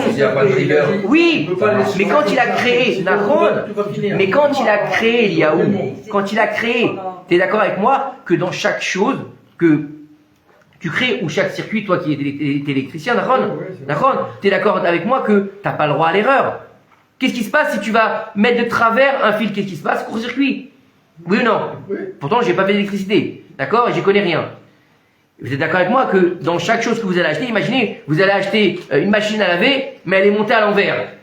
Ah bah vous allez laver votre linge, je sais pas comment. Hein. Vous imaginez? Oui, non mais vous imaginez, au lieu que ça aspire, ça te rejette la mousse. Oui ou non? C'est la même chose. Donc, il faut, donc le mec qui va construire ça, il faut une rigueur. Il est obligé de suivre un plan bien correct. Vous avez déjà monté un meuble Ikea sans la notice? Il manque toujours une vis. Même avec le. Hein, et à chaque fois que tu as fini, quand il manque la vis, il est de travers comme ça. Ou alors des fois, Ah, il en reste, ouais. Il y a un pot. Mais en général, il est comment? Quand tu l'as mal monté, il est comme ça. Et pourquoi il est comme ça? Bah parce que t'as pas fait la rigueur de l'assemblage. Je pose la question, qu'est-ce que j'ai pas mis? Voilà. Nachon ou le nachon? Donc ça veut bien dire qu'il faut une rigueur dans la création. Nachon. Mais après, pour le reste, Le plan. tu mets un peu plus ou un peu moins de lessive, c'est pas très grave. Ça va laver quand même, oui ou non? Tu vas ouvrir un peu fort l'eau, tu vas ouvrir un peu moins fort, c'est pas grave. Mais la rigueur, elle est là, la base. Le marchir, il est là pour prendre correctement les choses. Vous êtes d'accord? Et il te dit ici, donc c'est pour ça que la création, elle se base sur le nom de Elohim. Tout a été créé dans la droiture, la justice. Et il n'existe aucune créature au monde qui nécessite qu'on lui ajoute ou qu'on lui retranche quoi que ce soit pour la parfaire. Voilà pourquoi elle est dans la rigueur. C'est clair, c'est carré. Oui ou non? Attends, on va reprendre ce que tu as dit. Et maintenant, on peut comprendre pourquoi la Torah commence par la lettre Bet du mot Bereshit et elle se termine par la lettre Lamed du mot Israël. Cela fait allusion au mot Lev qui est 32, la sagesse avec laquelle le monde il a été créé. Et à chaque fois qu'on finit, qu'est-ce qu'on fait? On recommence. On recommence. Ça veut dire qu'on renouvelle la création. Et rêve-toi, Patrick. C'est énorme ou pas, je trouve? Moi, je trouve que ce qu'on est en train de partager ce soir, c'est merveilleux. On continue maintenant. On peut comprendre. Écoute bien. Maintenant, on peut comprendre l'ampleur des dommages causés lorsque l'homme, avec un grand H, il va dire des paroles interdites. Il utilise les 22 lettres de la Torah, grâce auxquelles le monde a été créé, pour exprimer ce qui est interdit par la Torah. Donc il vient à l'encontre de ce que la Torah, elle lui a ordonné. Bah oui, la Torah te dit ne dis pas la Shonara, oui ou non? Mais lui, il le fait. Mais toi tu le fais. Bah tu vas à l'encontre de la Torah. La Torah te dit mange pas du cochon. Bah, tu manges du cochon. Bah tu vas à l'encontre de la Torah, oui ou non? La Torah te dit ne t'unis pas avec une femme interdite. Tu vas t'unir avec elle. Bah c'est péché. On est bien d'accord. Donc tu vas à l'encontre de la Torah. Si elle te dit mets pas de chatnez dans ton costume. Et toi tu vas te faire un costume de lin et de laine. Mais tu vas pas à l'encontre de la Torah? Bah si. On est bien d'accord. D'accord? Alors, s'il endommage les lettres qui sortent de sa bouche, il ne peut donc plus les utiliser pour maintenir et renouveler la création. C'est pour cette raison que Akadosh Baruch Hu, maître de l'univers, il va frapper l'homme de la lèpre et ordonner de l'exclure des 3 camps d'Israël afin de lui apprendre que par la profanation de sa bouche, donc justement de sa langue, parce que quelqu'un n'a pas de langue, il parle pas, il fait des sons. On parle pas d'un muet non plus, parce qu'il a une langue qui ne lui sert à rien. On parle de quelqu'un qui peut parler, qui émet un son compréhensible. On parle pas on parle pas de ça. On est au niveau du langage. Non, c'est important parce que on aurait pu comprendre quelqu'un qui va parler comme ça, qui va faire des sons. C'est un langage certes, mais c'est pas des mots. C'est quelqu'un qui a des problèmes d'élocution. On est bien d'accord. L'Oralénou, il a été la langue coupée, ou bien il a eu un problème de naissance, ou s'il est muet, le pauvre. D'accord? Mais en général, quand tu as une langue et que tu as un peu de da'at, tu sais parler. C'est pour ça qu'on dit dans le Shemona Esrei, Ata chonen Adam da'at. Donne-nous le pouvoir de la connaissance pour pouvoir parler. Qu'est-ce qu'on a dit tout à l'heure? Il y a la connaissance et la parole. Sans la connaissance, qu'est-ce que tu fais avec ta parole? Ben voilà. Un enfant, tu lui apprends à parler. Oui. Donc il a la connaissance de répéter. Et puis après, il devient autonome. Mais il a une connaissance. Écoutez bien. Et donc il te dit, comme il a profané sa bouche, il se trouve privé de sa part dans l'héritage du maintien de la création. Il doit être isolé à l'extérieur du camp. Puisqu'il ne peut plus amener sa part à l'édifice en fait. D'accord? Et Akadosh Baruch Hu, dans son extrême sagesse, il a entouré la langue d'une première muraille, aussi dure que les os, qui est les 32 dents, qui reçoivent la lumière des 32 voies de la sagesse qui descendent du cerveau. Et ensuite, Akadosh Baruch Hu nous apprend par là l'importance exceptionnelle de la sainteté du langage, puisque c'est au niveau des dents qui sont juste à côté de la langue, donc dans la bouche. Donc de la sagesse qui est dans notre bouche, on devrait sortir de quoi? La sagesse. Hein? Vous connaissez tous cette histoire avec Rabbi Meir Balanès? Il me semble que c'est Rabbi Meir Balanès. Il a dit, oui, si mes souvenirs sont bons, il a dit pourquoi est-ce que Dieu ne nous a pas créé avec 2 bouches? Ça aurait été bien. Hein? C'est lui qui a dit ça, d'accord? Il a dit une bouche pour pouvoir manger, pour pouvoir boire, pour pouvoir s'occuper de ces choses, et l'autre pour étudier la Torah. Donc l'autre, toute la journée tu étudies la Torah, et l'autre, imagine t'as une bouche devant, une bouche derrière, genre celle-là elle fait toute la journée, et celle-là tu lui donnes un hot dog, tu lui donnes un petit un petit boisson. Ça aurait été pas mal, hein. Au moins tu perds jamais de temps. Tu peux même parler la bouche pleine. Hein, ça aurait été pas mal. Et mais Déborah, la prochaine fois je vais faire un stand-up, hein, c'est plus simple, hein. Ce soir elle était morte du rire du début à la fin du cours. La prochaine fois on fera un stand-up, hein. Tu me dis, hein. On va vendre les billets, hein. Je sais. Quand j'étais jeune j'ai fait du théâtre mais j'ai raté ma vocation. T'imagines Je pensais deux bouches, t'as dit. Ah ouais, ça aurait été bien aussi. Non, parce que tu peux manger dans la même bouche. Ah, écoutez, Rabbi Meir il a dit ça, et après il s'est rétracté. Rabbi Meir Balanes s'est rétracté, il a dit déjà avec une, Ouala Zaza, la chanara qu'on fait. Alors imagine si on en avait deux. T'imagines, t'en manges deux aux meufs, on est mort. Je sais pas. Ouais, t'as raison, toi. Il y en aurait peut-être une pour faire long. Ouais, peut-être, ouais. Donc à chaque fois que nous souhaitons utiliser notre langue pour parler une muraille de 32 dents, elle va venir devant afin de nous rappeler notre obligation de renouveler la création du monde à partir des 22 lettres de la Torah contenues dans les 10 paroles créatrices formulées par Akadosh Baruch Hu. On peut faire un lien entre ces 22 lettres et les 10 paroles. Nachon, ça fait aussi 32. C'est pareil. Mais là, c'est pas ce qu'il dit le Rav. Le Shla Akadosh. Le Shla Akadosh, tout le monde sait c'est qui le Shla Akadosh? Le Shla Akadosh. Alors, pour vous situer, il est enterré à Tibériade, au même endroit que Rabbi Yochanan ben Zakkai et que le Rambam, si je dis pas de bêtises. Ok, vous avez en haut, sous la grande flamme, le Rambam. Le Rambam. Ah, en bleu maintenant, elle est pas rouge? Elle est pas bon. Non. La grande flamme, bleu, blanc, rouge, que vous voulez. D'accord? Non, bleu, blanc, c'est très bien. En dessous, vous avez Rabbi Yochanan ben Zakkai et ses 5 élèves, il me semble. Et juste à côté, vous avez le Shla Kadosh. Et le Shla Kadosh, et il y a une grande ségoula, je crois que c'est au mois de Sivan, au mois d'hier, je sais plus, faudrait vérifier, de lire la ségoula du Shla Kadosh. C'est la ségoula pour marier ses enfants et aussi pour avoir une bonne éducation avec ses enfants. D'accord? Du Shla Kadosh. Rappelez-vous bien. Il y en a même qui disent, il y a même un grand niveau de la lire tous les jours. Chacun fait comme il veut. Comme il y en a qui lisent de Perek Shira tous les jours, d'autres lisent Tikkun HaKlali, d'autres lisent Perek Shira. Chacun lit ce qu'il veut. D'accord? Tikkun HaKlali, Perek Shira, le Shla Kadosh, il n'y a pas de problème. Il y en a même qui, vous savez, que j'avais étudié il y a quelques années, il y avait même une bonne chose, c'était les Minhag Akadmoni. D'accord? Yigaret Rambam, bien sûr. Non, Minhag Akadmoni, c'était de lire. Donc c'était une coutume de nos ancêtres de lire tous les jours les 10 commandements. Les 10 commandements. Les Yigaret Ramban, de lire aussi les 13 attributs de foi du Rambam. Tout ça, ces choses-là, c'est prends sur soi. Après, il faut le faire, c'est pas évident. Et il y a une chose aussi que j'ai appris il y a quelques années et que je vous invite à faire. C'est une grande ségoula. C'est de lire la prière, à la fin de la prière, après la tfila, après même les 13 attributs de foi, c'est la prière de Rabbi Ishmael ben Elisha Cohen Gadol. Là-bas, il y a une grande ségoulotte. On demande carrément, par l'entremise de Rabbi Ishmael ben Elisha Cohen Gadol, on demande de demander aux anges, de demander à Kadosh Baruch Hu, par l'entremise d'un ange qu'on n'a pas le droit de citer dans la prière là-bas. On peut voir le nom, il est entre parenthèses, faut pas dire son nom. Mais Mounel la Parnassa, celui qui s'occupe de la Parnassa. Et on lui demande de nous ouvrir Sha'ar Ora, Sha'ar Parnassa, Sha'ar Tzahara, plein, c'est énorme. La prière de Rabbi Ishmael ben Elisha Cohen Gadol. Voilà, allez voir ça, c'est une grande ségoula. Hein? Comme dans la Dala. Dans la dévotion. C'est plus développé là-bas parce qu'on demande carrément, on te dit on demande aux anges de service, non, parce qu'on te demande d'attraiter aux anges de service, d'aller prendre avec, on te demande, là-bas il y a marqué, qui demandent, les anges de service qui demandent au Akadosh Baruch Hu de leur donner la clé pour venir t'ouvrir les portes. Donc c'est encore plus que la Havdalah. C'est une très belle ségoula, je vous invite à la faire. Après chacun fait comme il veut.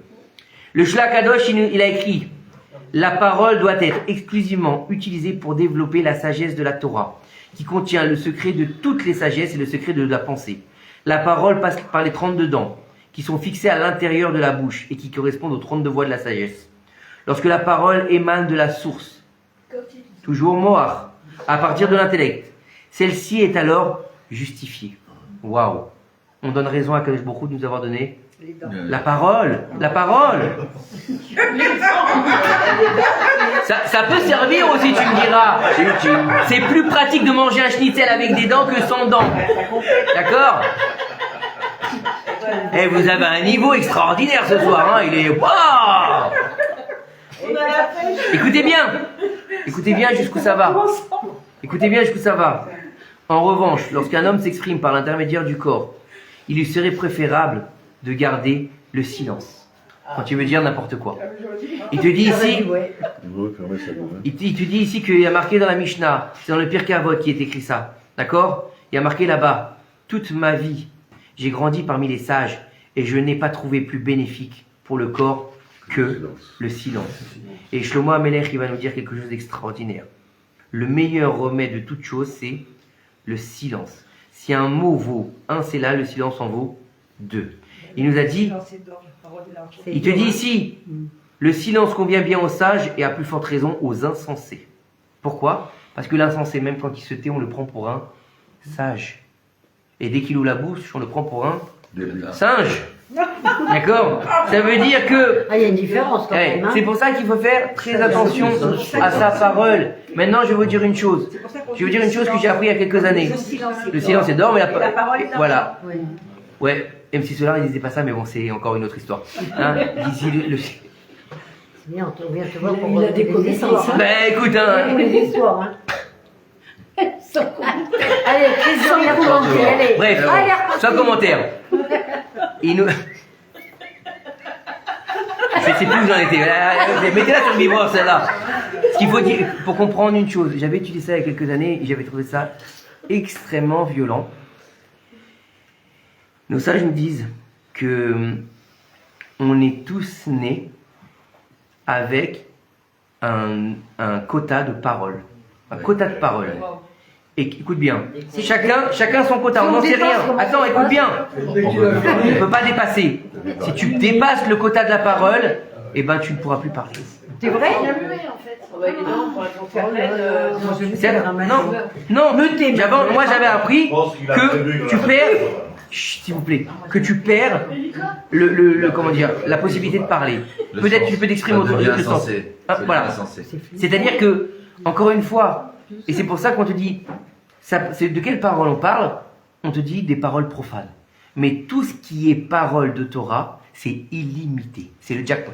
Ah. Tu peux y aller, voilà, tu peux parler autant que tu veux, tous les jours, le jour, la nuit. Il n'y a aucun problème. Ce n'est pas décompté de ton kheshbon de parole. C'est pas débité. D'accord? C'est illimité. D'accord? Donc ça veut dire quoi? Ça veut dire que quand on entend ça, alors c'est sûr qu'on est obligé d'avoir des discussions profanes, c'est normal, d'accord? Rien que le fait... C'est pour ça que les religieux ils parlent pas beaucoup, hein.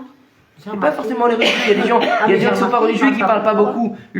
On est tous obligés d'avoir des discussions profanes, d'accord? Oui.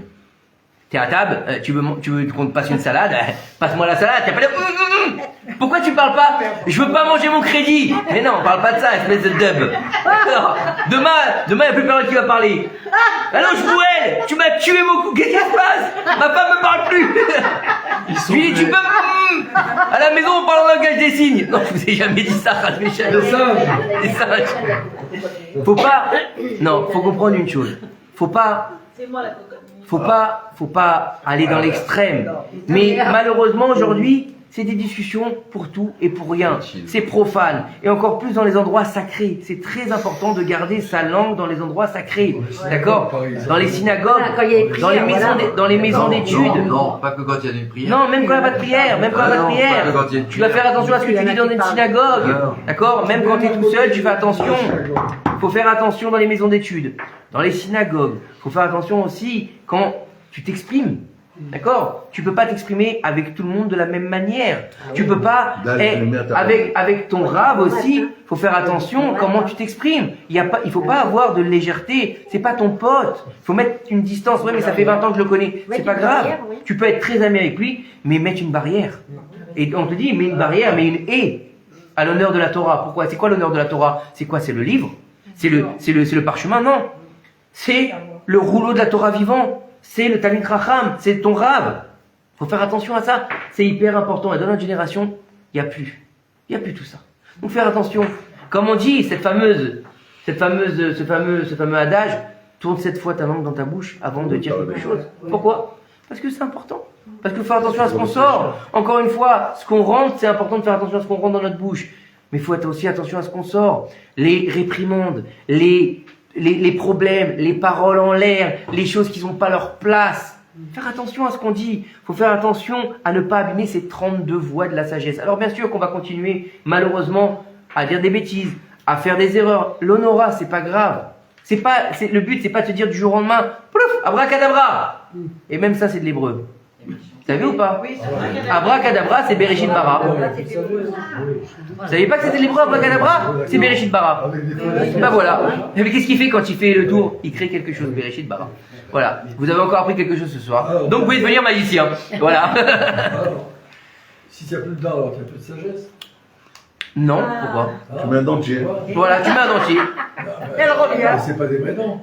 Écoute, C'est pareil. bien sûr que les 32 voies de la sagesse, quand elles passent par les dents, d'accord, ok, on voit bien qu'il n'y a rien qui passe, c'est spirituel. Donc qu'est-ce qui se passe au moment où les gens n'ont plus de dents? J'en ai aucune idée, je pourrais pas vous répondre, je sais pas. Ok, je vais pas vous dire de bêtises. Toi, tu les as encore. Baruch Hashem. Mais ce que je veux vous dire une chose, c'est que ce qu'on peut comprendre et ce qu'on peut retirer du cours qu'on a vu ce soir, c'est vrai que le mot MAUX de notre génération, c'est le Lachon Hara. C'est le Motzi Shemra, c'est les réprimandes qui n'ont pas lieu d'être, c'est les agressions verbales et avant qu'elles soient physiques. Et c'est sûr que aujourd'hui on dit bah ça va, j'ai rien dit, j'ai juste envoyé bouler ou je l'ai juste agressé verbalement. Mais ça fait plus mal que les agressions physiques souvent, d'accord? À tel point qu'on te dit, C'est vrai. Chaim, vemavet beyad alashon, la vie et la mort, elles sont au pouvoir de la langue. On finit par l'histoire ou pas? Avec le roi? On finit par cette histoire? J'adore cette histoire. Il y avait un roi, il avait une fille. Et cette fille-là, elle était très malade. Très très malade. Et c'était Shikubaralik, sa fille unique. La princesse. La belle princesse. Hein? Et elle est tombée malade. Et ils sont venus les médecins. Et l'un, il veut faire, il lui donne un peu de sirop, ça marche pas. L'autre, il lui donne des infusions, ça marche pas. Il faut venir tous les médecins du royaume, il y a Walou qui marche. Un jour, il y a un médecin qui arrive, il lui dit, moi j'ai la solution. Il lui dit, qu'est-ce qu'il y a? Vas-y. Il lui dit, ça va être un petit peu compliqué, mais écoute-moi. Il lui dit, qu'est-ce qu'il y a? Elle a un mal qui est particulier, c'est une maladie orpheline, ta fille. Et elle risque de mourir très bientôt si tu lui donnes pas à boire du lait de lion. Oh là. Ok? Elle va mourir. Blache aussi. Alors maintenant, un lion, d'accord? À l'époque, on est dans un château, c'est le roi. Il n'a pas forcément un zoo, d'accord, pour trouver la lionne. Alors il fait un appel, oyez, oyez, gente de moiseau, d'accord? Qui est-ce qui est prêt à aller chercher du lait de lionne? Donc imaginez, c'est pas comme la vache, hein. Fallait choper la lionne, déjà dans la savane, et puis ensuite, après, il faut la traire. Vous imaginez, déjà traire une vache, je trouve que c'est un peu spécial, mais traire une lionne, c'est comme si tu trayais c'est dur quand même. Bref. Non, mais il faut qu'elle s'assure, Alors, la lionne. ouais, alors il dit, alors il voit qu'il n'y a pas beaucoup de volontaires. Imagine, je vais me faire bouffer par la lionne. Il arrive un mec, un petit comme ça, un chnin comme ça, il dit, moi je vais y aller. Déjà qu'il le voit, il dit, ouh, la zaza, toi tu vas y aller. Je vais y aller. Il lui dit, je vais te donner tout ce que tu veux. Tout ce que tu veux. Mais si tu y arrives. Mais attention, si tu n'y arrives pas, je te coupe la tête. Tu ne botte pas de moi, il lui dit. Il lui dit, vous inquiétez pas. Il lui dit, par contre, j'ai besoin de 7 brebis. 7 brebis, d'accord? Une bouteille pour mettre le lait, d'accord? Et une couverture et quelques victuailles pour pouvoir y aller. Il lui dit ok. Il lui dit attention, ne reviens pas là parce que sinon il n'y a pas de problème, votre Altesse. Il va dans la savane, il court, il cherche, il trouve le repère d'une lionne. Il se met loin, parce qu'il n'a pas envie de se faire manger par la lionne, d'accord? Et le premier jour, il lui envoie une brebis. Voilà. Une petite brebis. Et qu'est-ce qu'elle fait la brebis? Elle voit la lionne, déjeuner gratos. Elle la mange. Le deuxième jour, il lui envoie une autre brebis. Et là, il se rapproche un peu de la lionne. Pareil, elle la mange. 3e jour, 4e jour, 5e jour. Le 7e jour, il vient avec la brebis devant la lionne. Et la lionne, elle mange la brebis et elle s'endort devant lui. Alors qu'est-ce qu'il fait? Il fait. Il prend le lait. Il le trait pas la vache là. Mais c'est pas un billet. La lionne, hein? Non, elle s'est laissée faire, il la caresse et tout, c'est devenu sa pinko. Dis-moi, oh. C'est le livreur des livres qui lui amène à bouffer gratos tous les jours. Au bout d'un moment, il fait. D'accord? Alors il a créé, il met dans la bouteille, il ferme la bouteille, il scelle la bouteille, et il reprend son chemin, il dit au revoir à la lionne, il s'en va, puis à un moment donné, il a marché dans la savane, imaginez, et 7 jours à se trouver. Ça y est. Mais non, il avait pas soif, il avait une gourde, mais d'eau. Ah, bon. D'accord? Il a vu le... Il était gros. Il a bu le lait, ouais. Ouais, blata en plus, c'était pas blata celui-là. Non. Il était fatigué, il se met auprès d'un arbre et il s'endort.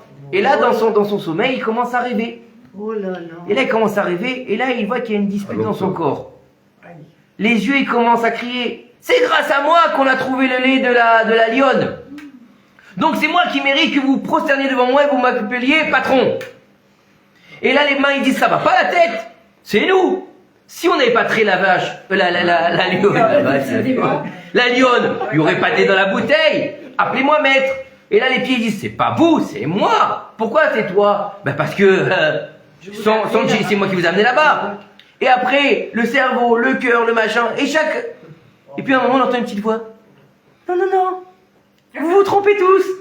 Alors là, tous les membres, ils sont en ébullition. Qui c'est qui parle? Et là, on dit, c'est moi. Alors il cherche, qui c'est toi? La langue. Et il dit, t'es là, toi, déjà, t'es le seul membre qui est à l'intérieur. Ensuite de ça, t'es le seul membre qui est allongé, contrairement à tous les membres qui sont debout. Qu'est-ce que tu veux faire la loi, toi? Tais-toi, reste dans ta bouche avec tes dents et avec tes lèvres.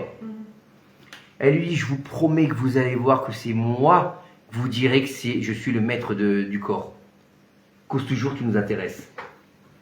Il se réveille, il est un peu perturbé par son rêve, mais pas plus que ça, quoi.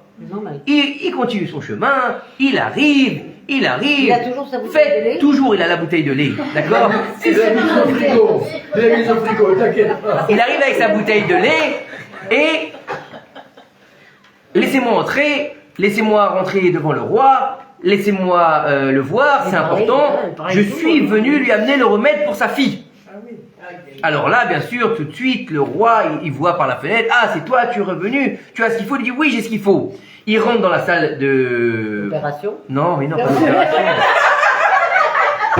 Dans la salle du trône. Et il lui dit, voilà, donc tu as amené la bouteille, il dit oui. Et là, il sort la bouteille, il lui dit, voilà le lait de chienne que tu m'as demandé. Alors là, le roi, il devient fou, il dit, comment? Le lait de quoi? Et là, il dit, le lait de chienne. Et là, il dit, prenez-le, amenez-le à la prison et coupez-lui la tête. Je t'avais demandé du lait de lionne et tu me ramènes du lait de chienne. Tu te moques de moi? Et là, il devient blême, il l'amène. Donc il le traîne par les pieds, vous savez, comme dans les dessins animés, là. Et à ce moment-là, il perd connaissance. Il perd connaissance. Et à ce moment-là, le même rêve. Et là, tous les membres, ils sont en train de trembler. Et la petite voix de la langue, elle a dit, alors vous voyez que c'était moi la patronne? Et là, l'histoire, elle nous dit que quand ils l'ont mis en cellule, il a dit, attendez, faites appeler le roi. Et là, il a dit, qu'est-ce que tu veux chez moi? Tu vas mourir maintenant, tu t'es moqué de moi. Il a dit, non, je ne me suis pas moqué de vous. Mais qu'est-ce que vous en foutez si c'est du lait de lionne ou du lait de chienne? Essayez, donnez-en à votre fille, et si elle guérit, laissez-moi la vie sauve. Et lui a donné le lait et elle a guéri. Et c'est avéré qu'ils avaient compris que c'était du lait de lionne, et donc c'était pour comprendre que la vie ou la mort, elle est au service de la langue. Baruch Adonai Olam, Amen.